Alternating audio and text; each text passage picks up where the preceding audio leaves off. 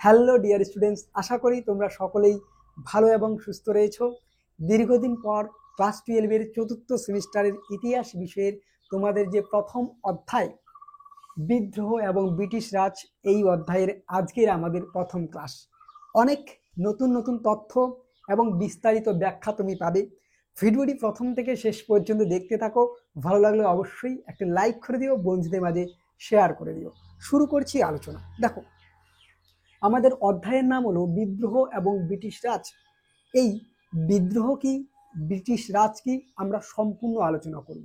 প্রথমেই আমরা আসি, বিদ্রোহ শব্দটা কোথা থেকে আসলো, বিদ্রোহ এর ব্যাখ্যা কি। দেখো, বিদ্রোহ শব্দটা এসেছে বি এবং দ্রোহ, এই দুটি শব্দ যোগ করলে আমরা পাই কি, বিদ্রোহ। তাহলে প্রথম প্রশ্ন আসবে যে বি মানে কি। বি মানে হচ্ছে বিশিষ্ট রূপে এবং দ্রোহ মানে হচ্ছে হিংসা। তাহলে বিদ্রোহ এর যদি আমরা ব্যুৎপত্তিগত ব্যাখ্যা করি, বিশিষ্ট রূপে হিংসা, এই ব্যাপারটি দাঁড়াচ্ছে। এবার বিষয় আসবে বিদ্রোহ কি। দেখো, দীর্ঘদিন ধরে চলে আসা কোনো প্রথা, কোনো সামাজিক ব্যবস্থা, রীতিনীতি এবং রাষ্ট্রের বিরুদ্ধে মানুষ যখন ঐক্যবদ্ধ হয়ে সংঘবদ্ধ হয়ে সংগ্রাম করে, তাকেই আমরা বলি বিদ্রোহ। এবং এই সংগ্রামে শাসক গোষ্ঠীকে তারা পরাজিত করতে পারে না, শাসক গোষ্ঠীর কাছে পরাজয় ঘটে যায়। তাহলে বিদ্রোহ কি, দীর্ঘদিন ধরে চলে আসা কোনো সামাজিক প্রথা, রীতিনীতি, আচার অনুষ্ঠান বা রাষ্ট্র ব্যবস্থার বিরুদ্ধে মানুষ যখন সংঘবদ্ধ হয়ে ঐক্যবদ্ধ হয়ে সংগ্রাম করে এবং শাসক গোষ্ঠীর কাছে তাদের পরাজয় ঘটে, এটি হচ্ছে বিদ্রোহ। এবার আমাদের প্রথম বিষয় আসবে, এই বিদ্রোহকে আমরা ইংলিশে কি বলি, রিভোল্ট। কি বলা হয়, রিভোল্ট। তাহলে এবার জানতে লাগবে এই রিভোল্ট শব্দটা কোথা থেকে আসলো, কিভাবে আসলো। সম্পূর্ণ বিস্তারিত ব্যাখ্যা আমি তোমাদের সামনে তুলে ধরবো। দেখো, তাহলে আমাদের বিদ্রোহকে আমরা আবার রিভেলসও বলি, ঠিক আছে। রিভেলসও বলা হয় এবং রিভোল্টও বলা হয়। যেমন তোমরা সমার্থক শব্দ পড়ো, ঠিক একই রকম ভাবে এই রিভোল্টও হলো একটি সমার্থক শব্দ বা রিভেলস আমরা বলতে পারি। দেখো, তাহলে প্রথমে আমরা আসি এই রিভোল্ট, এই শব্দটা কোথা থেকে আসলো। দেখো, রিভোল্ট শব্দটা আসলো রি প্লাস ভোল্টা, রি এবং ভোল্টা এই দুটি শব্দ থেকে। এবার বিষয় আসবে রি মানে কি।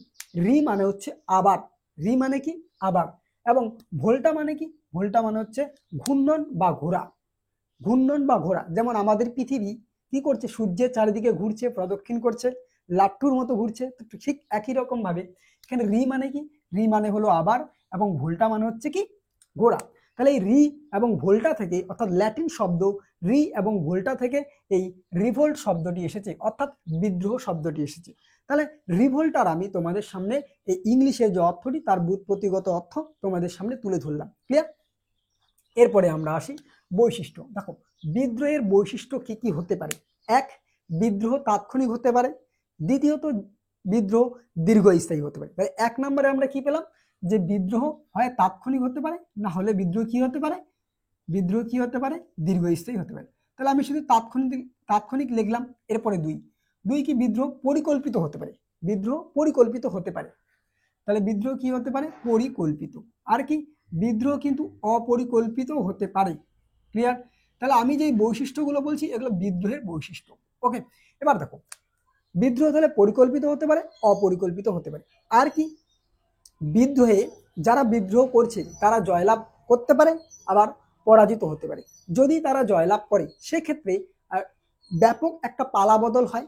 যাদের বিরুদ্ধে তারা বিদ্রোহ করছে তারা যদি হেরে যায়, তাহলে পালাবদল ঘটে যায়, রদ বদল ঘটে যায়। কিন্তু যদি তারা ব্যর্থ হয়ে যায়, তাহলে তাৎক্ষণিক বা হচ্ছে ক্ষণস্থায়ী শুধু ফলাফল দেখা যায়, সেরকম আমরা ফলাফল লক্ষ্য করতে পারি না। যদি বিদ্রোহে জয়লাভ হয়, যারা বিদ্রোহ করছে তারা যদি জয়ী হয়, তাহলে কিন্তু ব্যাপক বদল ঘটে যায়। কিন্তু যদি জয়ী না হয়, তাহলে আমরা স্বল্প মাত্রায় পরিবর্তন দেখতে পারি। এগুলি হচ্ছে বিদ্রোহের বৈশিষ্ট্য। এরপরে দেখো, বিদ্রোহের প্রকারভেদ। বিদ্রোহ কত ধরনের হতে পারে। এক কি, সামাজিক বিদ্রোহ। সামাজিক বিদ্রোহ কি, নারী অধিকার সংক্রান্ত আন্দোলন হতে পারে যেমন। দুই, ধর্মীয় বিদ্রোহ হতে পারে, যেমন তোমরা সন্ন্যাসী ফকির বিদ্রোহ পড়েছো, ধর্মীয় বিদ্রোহ।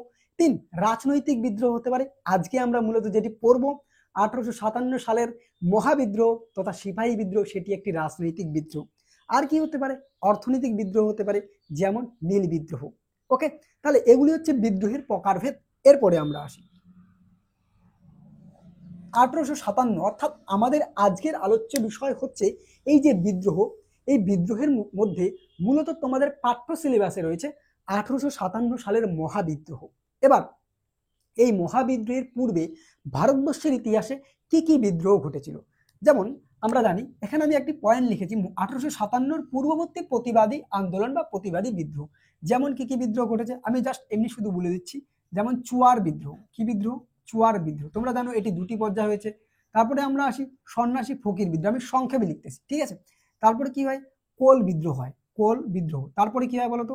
কোল বিদ্রোহের পরে মুন্ডা বিদ্রোহ, মুন্ডা বিদ্রোহ। নেক্সট কি আমরা 5 নম্বরে মনে রাখবো সাঁওতাল বিদ্রোহ, সাঁওতাল বিদ্রোহ। ক্লিয়ার? এছাড়াও দেখো ফরাজি আন্দোলন, যেগুলো ধর্মকে কেন্দ্র করে। তাহলে 1857 আগে ভারতবর্ষে একাধিক বিদ্রোহ হয়েছিল, যেমন আদিবাসী বিদ্রোহ, উপজাতি বিদ্রোহ। তাহলে আমরা যে দেখছি যে ভারতবর্ষের ইতিহাসে যে সমস্ত বিদ্রোহগুলি 1857 আগে হয়েছিল সেগুলি কিন্তু একটি নির্দিষ্ট গোষ্ঠীকে কেন্দ্র করে। যেমন সাঁওতাল বিদ্রোহ যে হয়েছিল সেখানে কিন্তু সাঁওতাল পরগনার বা সাঁওতাল অঞ্চলের মানুষই সেখানে যোগদান করেছিল। ঠিক একই রকম ভাবে যদি আমরা ধরি যে মুন্ডা বিদ্রোহ, সেখানে মুন্ডা আদিবাসী অধ্যুষিত অঞ্চলের মানুষজনই অংশগ্রহণ করেছিল। তাহলে 1857 আগে অর্থাৎ মহাবিদ্রোহের আগে যে সমস্ত বিদ্রোহ ভারতবর্ষের ইতিহাসে ঘটেছিল সেগুলো কিন্তু নির্দিষ্ট একটি জাতিগোষ্ঠী বা জনগোষ্ঠীর মধ্যেই সীমাবদ্ধ ছিল। তার বৃহত্তর অর্থে বা বৃহত্তর আকারে আমরা কোনো রকম আন্দোলন বা বিদ্রোহ দেখতে পারিনি। একমাত্র 1857 এই বিদ্রোহে সমস্ত রাজা, প্রজা, জনগণ, সৈনিক, সমগ্র শ্রেণীর মানুষ এখানে যোগদান করেছিল, তাই এটাকেই বলা হচ্ছে মহাবিদ্রোহ। আমরা পরে আসি 1857 মহাবিদ্রোহের আলোচনায়। এই পর্যন্ত আশা করি তোমাদেরকে আমি ক্লিয়ার করে দিতে পেরেছি। বিদ্রোহ শব্দটা কোথা থেকে আসলো, রিভোল্ট শব্দটা কোথা থেকে আসলো, এবং বিদ্রোহের বৈশিষ্ট্য কি হতে পারে, বিদ্রোহের প্রকারভেদ কি হতে পারে, 1857 আগে কি কি বিদ্রোহ ঘটেছিল। তোমরা একটি প্রশ্নের উত্তর কমেন্ট বক্সে কমেন্ট করে জানিও যে ভারতবর্ষের ইতিহাসে প্রথম উপজাতি বিদ্রোহ কোনটি। যারা জানো অবশ্যই কমেন্ট করতে পারো, দেখি তোমরা কতজন সঠিক উত্তর প্রদান করতে পারো। এরপরে আমরা আসি, দেখো আচ্ছা, এরপরে আমরা জানি যে এই যে মহাবিদ্রোহ বা সিপাহী বিদ্রোহ, এই বিদ্রোহকে কেন সিপাহী বলা হচ্ছে, কেন মহাবিদ্রোহ বলা হচ্ছে। প্রথম আমাদের বিষয় আসবে যে সিপাহীদের পরিচয়। যেহেতু এই বিদ্রোহ সিপাহীদের দ্বারা, সিপাহীদের হাতের দ্বারা শুরু হয়েছিল, সিপাহীরাই প্রথম শুরু করেছিলেন। কে শুরু করেছিলেন, কে শহীদ হয়েছিলেন, কে শহীদ হয়েছিলেন, সমগ্র বিষয় তুমি জানতে পারবে। শেষ পর্যন্ত কিন্তু তোমাকে ভিডিওটি দেখতে লাগবে। দেখো সিপাহীদের পরিচয়, প্রথমে আমাদের আসবে এই সিপাহী শব্দটা কোথা থেকে আসলো। মনে রাখবে সিপাহী বা সেপই, এই শব্দটা এসেছিল ফরাসি শব্দ। কি শব্দ? ফরাসি শব্দ সিপাহী থেকে, ফরাসি শব্দ সিপাহী থেকে। এই সিপাহী শব্দের অর্থ কি? মনে রাখবে এই শব্দের অর্থ হলো সৈন্য। এই শব্দের অর্থ কি? সৈন্য বা অশ্বারোহী। সৈন্য বা কি? অশ্বারোহী। আমরা সকলেই জানি যে অশ্বারোহী কাদের বলা হয় বলো তো? অশ্বারোহী কাদের বলা হয়? যারা ঘোড়ায় চড়ে, যারা ঘোড়ায় চড়ে বিভিন্ন জায়গায় ভ্রমণ করে বা যুদ্ধ করে, সেই সমস্ত সৈনিকদের আমরা অশ্বারোহী বলি। তাহলে সেপই, দেখো এই বিদ্রোহকে সেপই মিউটিনি বলা হয়, অথবা 1857 রিভোল্টও বলা হয়। তাহলে এই যে সিপাহী, আমরা সকলেই জানি যে এই বিদ্রোহ সিপাহীদের দ্বারাই হয়েছিল বলে এর নাম সিপাহী বিদ্রোহ। এবার সিপাহীর আসলো কোথা থেকে? তাহলে সিপাহী, এই যে সিপাহী আমরা বলছি বা সেপই বলছি, এটা ফরাসি শব্দ সিপাহী থেকে এসেছিল। কি শব্দ? সিপাহী, ফরাসি শব্দ, যার অর্থ সৈন্য বা অশ্বারোহী। এটুকু ক্লিয়ার আশা করি। এবার দেখো ভারতবর্ষের ইতিহাসে সর্বপ্রথম মোগল যারা ছিলেন তারা পদাতিক বাহিনী গড়ে তুলেছিলেন। মোগলরা পদাতিক বাহিনী মানে পায়ে হেঁটে সৈন্যবাহিনীর গঠন করেছিলেন। তারা বিভিন্ন জায়গায় যুদ্ধে লাগলে সেখানে অংশগ্রহণ করত। মোগলদের সাথে যখন অন্যদের কারো যুদ্ধ লাগতো, তো সর্বপ্রথম ভারতবর্ষের ইতিহাসে মোগলরা পদাতিক বাহিনী গড়ে তুলেছিলেন তাদের সাম্রাজ্য বিস্তারকে সুদৃঢ় করার জন্য, সংঘবদ্ধ করার জন্য। ঠিক একই রকম নীতি ব্রিটিশ ইস্ট ইন্ডিয়া কোম্পানি তারাও নিয়েছিল। তারা কি করেছিল? তাদের শাসন ব্যবস্থাকে সুদৃঢ় করার জন্য, সংঘবদ্ধ করার জন্য সর্বপ্রথম লরেন্স, নামটি মনে রাখবে, লরেন্স, তিনি কি করেছিলেন? সামরিক বাহিনী গড়ে তুলেছিলেন। তাহলে সর্বপ্রথম কি লরেন্স, তিনি সামরিক বাহিনী গড়ে তুলেছিলেন, তাই তাকে বলা হয় সামরিক বাহিনীর জনক। যেমন তোমরা থার্ড সেমিস্টারে পড়েছো, আধুনিক পুলিশ ব্যবস্থার জনক কে ছিলেন? লর্ড কর্নওয়ালিস, তিনি পুলিশ ব্যবস্থা করে তুলেছিলেন। ঠিক একই রকম ভাবে ভারতবর্ষের ইতিহাসে ইস্ট ইন্ডিয়া কোম্পানির শাসনকালে তারা তাদের সাম্রাজ্যকে সুদৃঢ় করার জন্য এবং যাতে কেউ আক্রমণ করতে না পারে, তারা সব দিক থেকে যাতে প্রস্তুতি নিয়ে থাকতে পারে, এই জন্য সর্বপ্রথম স্টিভেন্স লরেন্স বা শুধু লরেন্স নামটি মনে রাখবে, সর্বপ্রথম তিনি সামরিক বাহিনী গড়ে তুলেছিলেন। এই সামরিক বাহিনীর মধ্যেই মূলত সিপাহীরা পড়ে। ক্লিয়ার? তাহলে সিপাহী মানেই মনে রাখবে সৈনিক। সামরিক কারা? যারা যুদ্ধে অংশগ্রহণ করে, যে সমস্ত সৈনিক। ক্লিয়ার? এরপরে আমরা আসি, দেখো হঠাৎ তাহলে সিপাহী ব্যাপারটা বোঝা গেছে। এরপর আমরা দেখব যে এই 1857 সালে মহাবিদ্রোহ বা সিপাহী বিদ্রোহ, তাহলে মহাবিদ্রোহ আর সিপাহী বিদ্রোহ কি একটাই বিদ্রোহ? কেন? কারণ মহাবিদ্রোহ কেন বলা হচ্ছে প্রথমে ক্লিয়ার করে দিই। এই বিদ্রোহ ভারতবর্ষের ইতিহাসে সমগ্র শ্রেণীর মানুষ অংশগ্রহণ করেছিল। এর আগে ভারতবর্ষের বুকে, অর্থাৎ 1857 সালের আগে ভারতবর্ষের বুকে যত আন্দোলন হয়েছিল, যত বিদ্রোহ হয়েছিল, সেখানে সমগ্র শ্রেণীর মানুষ, সমগ্র জাতিগোষ্ঠীর মানুষ অংশগ্রহণ করেনি, কিন্তু এই বিদ্রোহে অংশগ্রহণ করেছিল, তাই এটাকে বলা হচ্ছে মহাবিদ্রোহ। কিন্তু এই বিদ্রোহ যেহেতু সিপাহীদের দ্বারাই সংগঠিত হয়েছিল, তাই এর নাম সিপাহী বিদ্রোহ। তাহলে দুটো বিষয় ক্লিয়ার। তাহলে সিপাহী বিদ্রোহ যা, মহাবিদ্রোহই তাই। এরপরে দেখো এই মহাবিদ্রোহের কারণ কি ছিল বা সিপাহী বিদ্রোহের কারণ কি ছিল। দেখো এর কারণ একাধিক রয়েছে, যেমন একটি হচ্ছে প্রত্যক্ষ কারণ, এছাড়া পরোক্ষ কারণ। প্রত্যক্ষ কারণ কি আমাদের প্রথমে এটি জানতে লাগবে। প্রত্যক্ষ কারণ আমরা রেখেছি এনফিল্ড রাইফেল। এনফিল্ড রাইফেল কি অত্যন্ত গুরুত্বপূর্ণ, তোমাদের পরীক্ষায় 3 মার্ক আকারে আসতেই পারে। মহাবিদ্রোহের প্রত্যক্ষ কারণটি ব্যাখ্যা করো, খুব সুন্দরভাবে বুঝে নাও, তোমার কাছে জলের মতো পরিষ্কার হয়ে যাবে।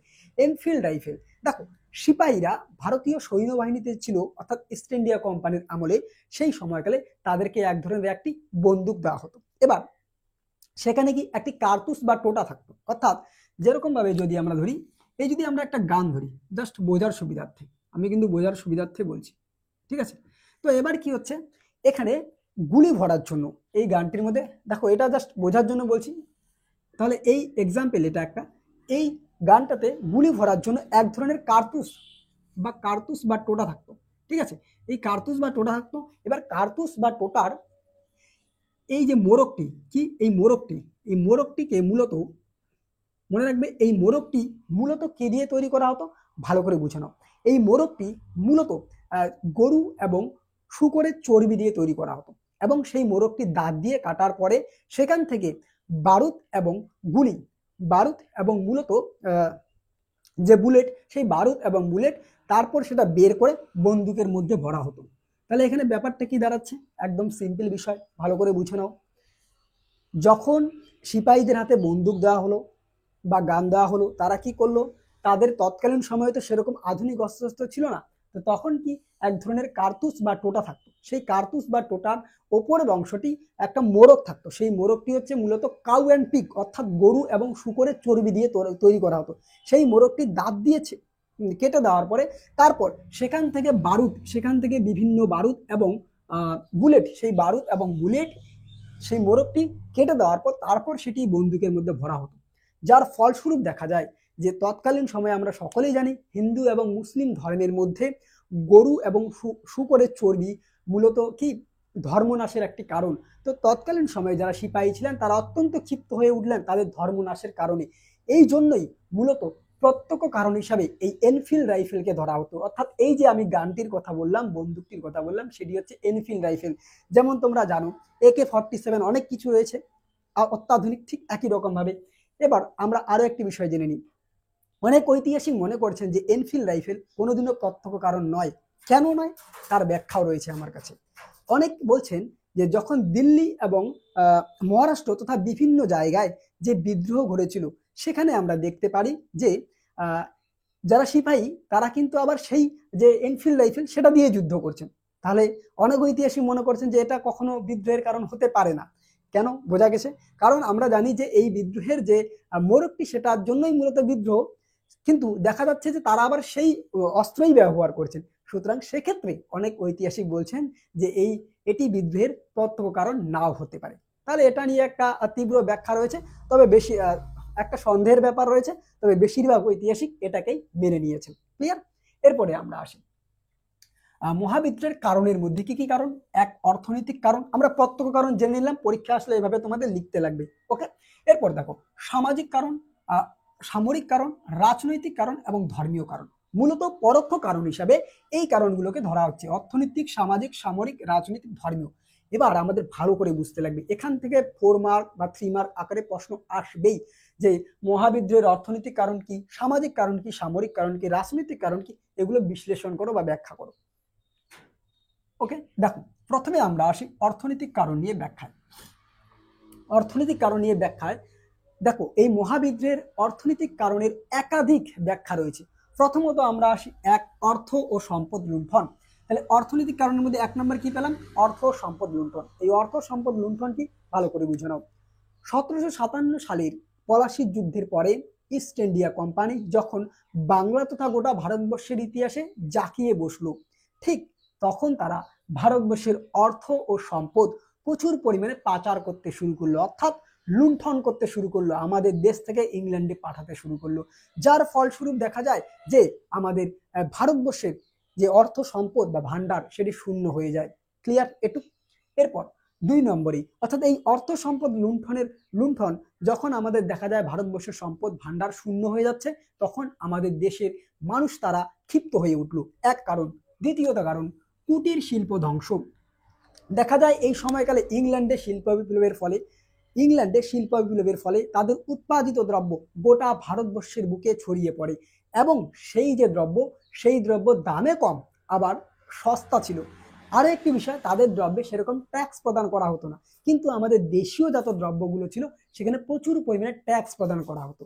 যার ফলস্বরূপ দেখা দিল যে আমাদের দেশীয় শিল্প, যে কুটির শিল্প, ঘরের মধ্যে ছোট ছোট শিল্প গড়ে ওঠে, সেই শিল্পগুলো ধ্বংস হয়ে যায়। এটি একটি অন্যতম কারণ। ফলে সাধারণ মানুষ অত্যন্ত ক্ষিপ্ত হয়ে ওঠে এবং বিদ্রোহের আগুনে জ্বলে ওঠে। এরপরের পয়েন্ট, কর্মহীনতা। দেখো এই কুটির শিল্প ধ্বংসের ফলে দেখা যায় একটি শিল্পায়নের বিপরীত অবস্থা, অর্থাৎ যেটাকে আমরা কি বলি? অবশিল্পায়ন।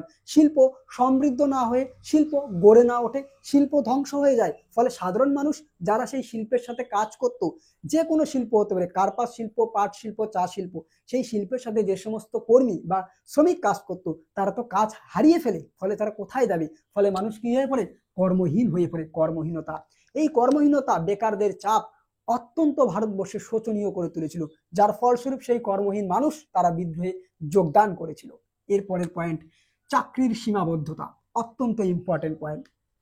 দেখো মূলত ইংরেজি শিক্ষাকে তথা ইংরেজি ভাষাকে, ইংলিশ ভাষাকে ভারতের সরকারি ভাষা হিসেবে প্রদান করা হয়েছিল, অর্থাৎ আমাদের ভারতীয় ভাষা ইংরেজি করা হয়। যার ফলস্বরূপ আমাদের দেশীয় যারা শিক্ষার্থী ছিল তারা ইংরেজি ভাষায় ততটা দক্ষ না হতে পারে, পারদর্শী না হতে পারে, তারা কিন্তু সেখান থেকে যে প্রতিযোগিতামূলক পরীক্ষা বা চাকরি, সেখান থেকে তারা ছিটকে পড়ে যায়। অর্থাৎ ইংরেজি ভাষাকে সরকারি ভাষা করায় আমাদের দেশীয় যারা শিক্ষিত যুবক ছিল তারা কিন্তু সেই চাকরি থেকে বঞ্চিত হয়, যার ফলস্বরূপ সেই শিক্ষিত বেকার যুবক শ্রেণী তারা আন্দোলনে ঝাঁপিয়ে পড়েছিল। ক্লিয়ার? এরপরের পয়েন্ট আমরা আসি, রাজস্বের বোঝা। রাজস্বের বোঝা কি আমরা সকলেই জানি। একেবারে 1793 সালে চিরস্থায়ী বন্দোবস্ত থেকে শুরু করে রায়তওয়ারি, মহালওয়ারি ইত্যাদি একাধিক রাজস্ব ব্যবস্থা ছিল। তো দেখা যায় তৎকালীন সময়ে ব্রিটিশ সরকার, ইস্ট ইন্ডিয়া কোম্পানি ও তার কর্মচারীরা প্রচুর পরিমাণে জমির ওপর এবং বিভিন্ন বিষয়ের উপর কড়া হারে রাজস্ব আদায় করতে থাকে, যার ফলস্বরূপ এই রাজস্বের বোঝা সাধারণ মানুষের কাছে নিত্যদিনের একটি সমস্যা হয়ে দাঁড়ায়। এই রাজস্বের বোঝা দিতে না পারে সাধারণ মানুষ কি করে? তারা একেবারে আন্দোলনে ঝাঁপিয়ে পড়েছিল। এরপরের পয়েন্ট আমরা আসি, অন্যান্য কারণ। অন্যান্য কারণের মধ্যে কি? এক, মনে রাখবে যারা নীলকর সাহেব ছিল তারা চাষিদের ওপর বাধ্যতামূলকভাবে নীল চাষ করাতে বাধ্য করেছিল। আর আমরা আরো একটি অন্যান্য কারণ মনে রাখবো, যে লর্ড ডালহৌসি তিনি ইনাম কমিশন 1852 সালে, মনে রাখবে ইম্পর্টেন্ট একটি বিষয়, ইনাম কমিশন 1852 সালে লর্ড ডালহৌসি তিনি কি করেছিলেন? এই কমিশনের মধ্য দিয়ে তিনি মৌলভী পরিবারকে জমি থেকে, মৌলভী পরিবার যাদের জমি ছিল সেই জমিগুলো বরখাস্ত করেছিলেন, জমি থেকে চ্যুত করেছিলেন। ক্লিয়ার? তো এই অন্যান্য কারণ হচ্ছে দুটি বললাম, এক নীলকর সাহেব তারা নীল চাষিদের উপর অকথ্যভাবে নীল চাষ করাতো এবং অকথ্যভাবে তাদের উপর অত্যাচার করতো। দ্বিতীয়ত হচ্ছে লর্ড ডালহৌসি তিনি কি করেছিলেন? ইনাম কমিশনের মধ্য দিয়ে মৌলভী পরিবারদের মূলত ক্ষমতাচ্যুত করেছিলেন, অর্থাৎ ক্ষমতাচ্যুত নয়, তাদের যে নিজস্ব জমির মালিকানা ছিল সেখান থেকে তারা চ্যুত করেছিলেন, তাদেরকে তাড়িয়ে দিয়েছিলেন। ওকে, তো এই হচ্ছে মূলত অর্থনৈতিক কারণ। কি কি আমি বললাম? অর্থ সম্পদ লুণ্ঠন, কর্মহীনতা, চাকরির সীমাবদ্ধতা, কুটির শিল্প ধ্বংস, রাজস্বের বোঝা, অন্যান্য কারণ। ক্লিয়ার? এরপরে আমরা আসি সামরিক কারণ। দেখো, সামরিক কারণ মানে আমরা বুঝতেই পারতেছি যেটা সৈন্যবাহিনীদের সাথে যুক্ত। সামরিক কারণে এক হচ্ছে বেতন বৈষম্য। কি বেতন বৈষম্য? দেখো, মূলত ব্রিটিশ যারা সিপাহী ছিলেন, দেখো সিপাহী তো আর ব্রিটিশও ছিলেন, ভারতীয় ছিলেন, শুধু তো ব্রিটিশ ছিলেন না। এবার যে সমস্ত ভারতীয় সিপাহী ছিলেন তাদের কিন্তু বেতনের মূল্য ন্যূনতম ছিল, অর্থাৎ একজন সিপাহীদের বেতন ছিল প্রায় $90, 90 ডলার, কিন্তু একজন ভারতীয়র বেতন ছিল মাত্র 7 টাকা। তাহলে এটা একটা তীব্র বঞ্চনা। একই কাজ, একই সমস্ত কিছু, কিন্তু সব জায়গায় বেতনের বৈষম্য পরিলক্ষিত হয়। তাহলে একজন ভারতীয় সিপাহীর বেতন ছিল ন্যূনতম মাত্র 7 টাকা, যেটা দিয়ে কখনো সংসার চলতে পারে না তৎকালীন সময়ে। এবং একজন ইংরেজ সিপাহীর বেতন ছিল $90। এর ফলেই দেখা যায় বেতনের বৈষম্য সামরিক অর্থাৎ সিপাহীদের মধ্যে তীব্র একটা ক্ষোভের জন্ম দিয়েছিল। ওকে, এরপর দ্বিতীয়ত পয়েন্ট হচ্ছে বাট্টা রথ। বাট্টা কি? অত্যন্ত ইম্পর্টেন্ট।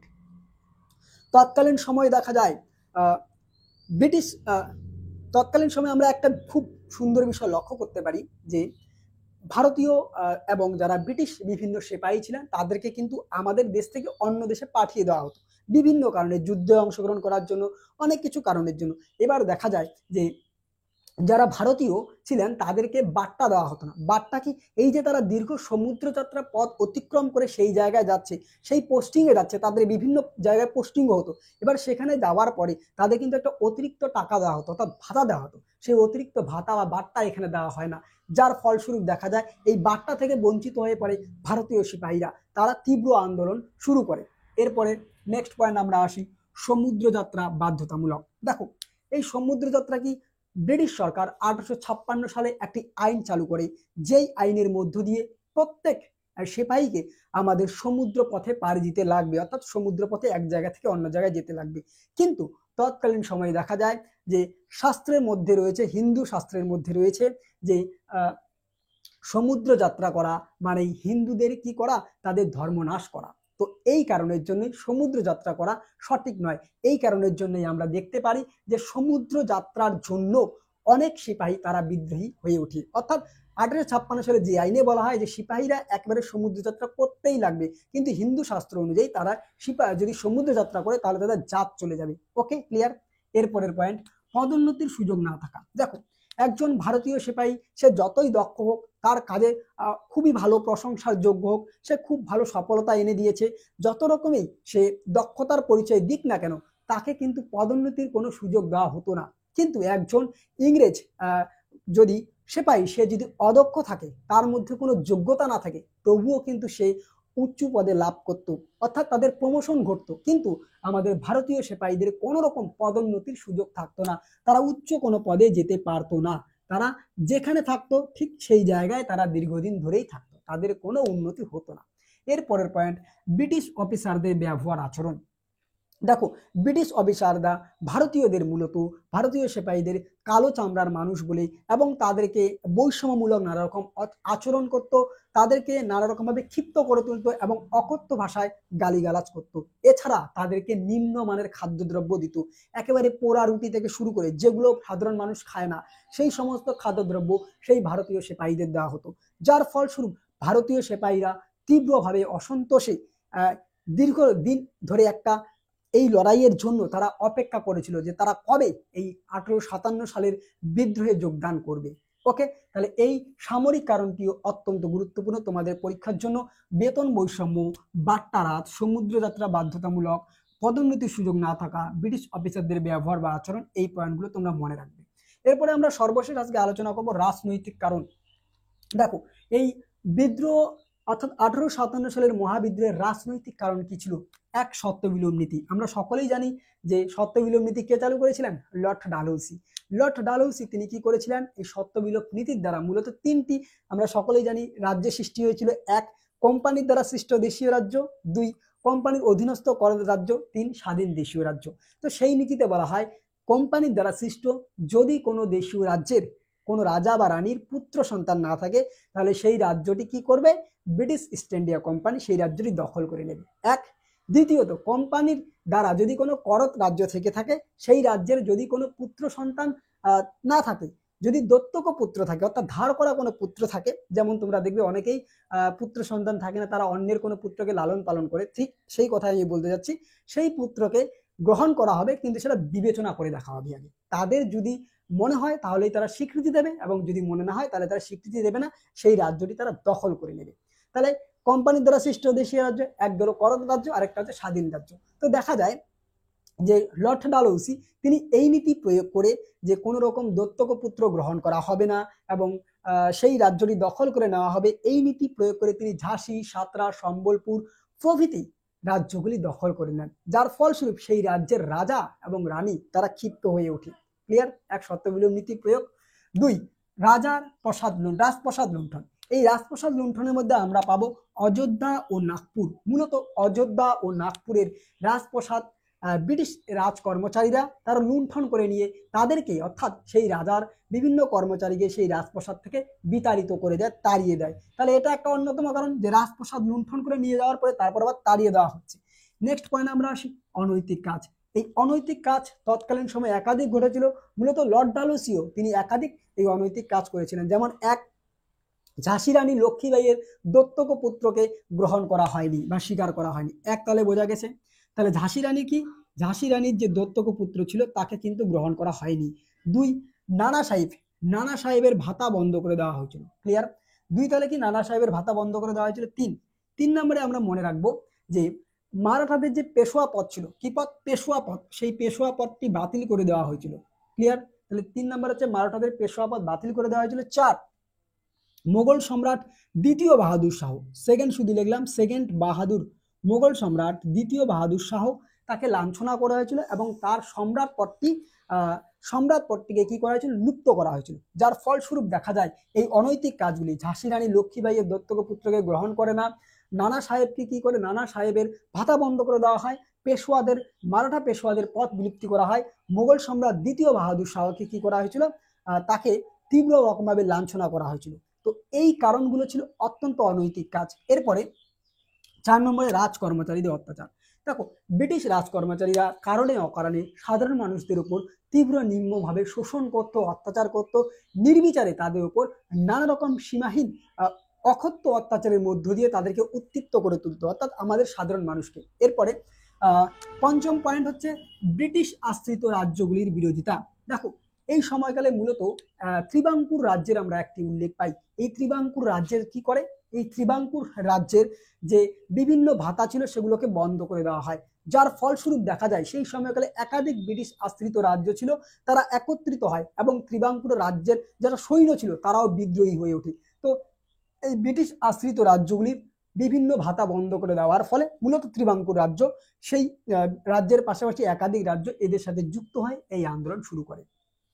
তাহলে আমরা আজকে মূলত এই যে বিষয়গুলো আলোচনা করলাম, এখানে আরো একটি বিষয় মনে রাখবে। তাহলে তো আমরা সিপাহীদের যে পরিচয় বা সবই জানলাম, এবার সিপাহী বিদ্রোহ শুরু হলো কবে, কে শুরু করলেন? দেখো, মনে রাখো 1857 সালে 29 মার্চ, 29 মার্চ মনে রাখবে, মঙ্গল পাণ্ডে, কি নাম? মঙ্গল পাণ্ডে। তিনি কি করেছিলেন? তিনি ছিলেন ব্যারাকপুরের 34 নং ব্যাটালিয়ন, ইনফ্যান্ট্রি নেটিভ ব্যাটালিয়ন। শুধু ইনফ্যান্ট্রি নেটিভ মনে না রাখলেও চলবে, মনে রাখবে তিনি 34 নং ব্যাটালিয়ন ছিলেন। দেখো, সম্পূর্ণ হচ্ছে বেঙ্গল ইনফ্যান্ট্রি নেটিভ, অর্থাৎ 34 নং ব্যারাকপুরের সেনা ছাউনিতে তিনি কর্মদক্ষ ছিলেন এবং তিনি সর্বপ্রথম এই ব্রিটিশদের বিরুদ্ধে আন্দোলন করেন এবং তিনি 2 জন ব্রিটিশ কর্মচারীকে হত্যা করেন, যার ফলস্বরূপ দেখা যায় তার কি হয়, তার বিচার হয়, বিচারে তার একেবারে ফাঁসি ঘোষণা হয় এবং এই ফাঁসির ফলস্বরূপ তার সাথে আরেকজনের ফাঁসি আমরা পাই, ঈশ্বরী প্রসাদ পাণ্ডে। ঈশ্বরী প্রসাদ পাণ্ডে তিনি সেখানকার দায়িত্বে ছিলেন, অধীনস্থ ছিলেন, কিন্তু যেহেতু তার অবস্থা থাকাকালীন এই যুদ্ধটি হয়েছিল, সে কারণেই আমরা লক্ষ্য করতে পারি ঈশ্বরী প্রসাদ পাণ্ডেকে, তাকেও ফাঁসি দেওয়া হয়। অর্থাৎ তাহলে সর্বপ্রথম এই যে মহাবিদ্রোহ, যদিও এই মহাবিদ্রোহের একাধিক নেতৃবর্গ ছিলেন, তার মধ্যে প্রথম শহীদ হয়েছিলেন কে? 1857 সালে সর্বপ্রথম শহীদ হয়েছিলেন মঙ্গল পাণ্ডে। তিনি 29 মার্চ বিকেল বেলা, মনে রাখবে সময়টা আমি বলে দিচ্ছি, তিনি বিকেল বেলা কি করেছিলেন? তিনি বিকেল বেলা সেই 2 জন কর্মচারীকে হত্যা করেছিলেন। একজনের নাম ছিল বাক, ওকে, তো এই কর্মচারীদের হত্যার ফলস্বরূপ তার ফাঁসি হয় এবং অবশেষে আমরা লক্ষ্য করতে পারি যে দেখো তার বিদ্রোহের যেমন এই যে আমরা কার্তুজ বললাম, এই কার্তুজ একটি কারণ ছিল, অন্যদিকে তিনি একটি ব্যাপার শুনতে পেরেছিলেন যে তাদেরকে নাকি খ্রিস্টান ধর্মে ধর্মান্তরিত করা হবে, খ্রিস্টান ধর্মে ধর্মান্তরিতকরণ করা হবেই বলেই তিনি সেই বিকেল বেলা এই যে যুদ্ধ, এই যুদ্ধের দামামা বাজিয়েছিলেন। যুদ্ধের দামামার ফলে দেখতে পারি আমরা সমগ্র ভারতবর্ষ একের পর এক এই বিদ্রোহে যোগদান করেছিলেন এবং অবশেষে আমরা তো পরেই আলোচনা করব পরের পার্টে কি হয়েছিল। তো আজকে আমরা কি কি আলোচনা করলাম, এক হচ্ছে সিপাহী বিদ্রোহ কবে শুরু হলো, সিপাহী বিদ্রোহ, সিপাহী কারা, বিদ্রোহ কি, এই বিদ্রোহের কারণগুলো কি কি, আমরা তিনটি কারণ নিয়ে মূলত আলোচনা করলাম। এক হচ্ছে কি অর্থনৈতিক কারণ, দুই হচ্ছে সামরিক কারণ এবং তিন হচ্ছে রাজনৈতিক কারণ। এছাড়াও সামাজিক কারণ, ধর্মীয় কারণ আমরা পরবর্তী এক ভিডিওতে আলোচনা করব। ভালো লাগলে অবশ্যই বন্ধুদের মাঝে শেয়ার করে দিও। আর তোমরা যদি ইচ্ছুক থেকে থাকো অবশ্যই আমাদের অনলাইন ক্লাসে অবশ্যই নথিভুক্ত হতে পারো। ইতিমধ্যে আমরা অনলাইন ক্লাস শুরু করেছি, মাত্র 499 টাকা দিয়ে সম্পূর্ণ তোমাদের কোর্স ফি করানো হবে। এর জন্য আর কোনো টাকা লাগবে না, তুমি সম্পূর্ণ নোটস, পিডিএফ ক্লাস এবং রেকর্ডিং ক্লাস সমস্ত কিছু যাবতীয় বিষয় পেয়ে যাবে। পরীক্ষার আগের মুহূর্ত পর্যন্ত তোমাদের তৈরি করে দেওয়ার দায়িত্ব আমার, শুধুমাত্র 499 টাকায়। তো সেখানে আমরা অ্যাপের মধ্য দিয়ে ক্লাস করি, আশা করি তোমরা অনেক উপকৃত হবে। যদি কেউ ইচ্ছুক থেকে থাকো আমাদের স্ক্রিনের উপর নাম্বারে কন্ট্যাক্ট করে আমাদের সাথে যুক্ত হতে পারো, অনলি 499 এই রুপিসের মধ্য দিয়ে। দেখা হচ্ছে খুব শীঘ্রই পরবর্তী আমাদের দ্বিতীয় ভিডিওতে।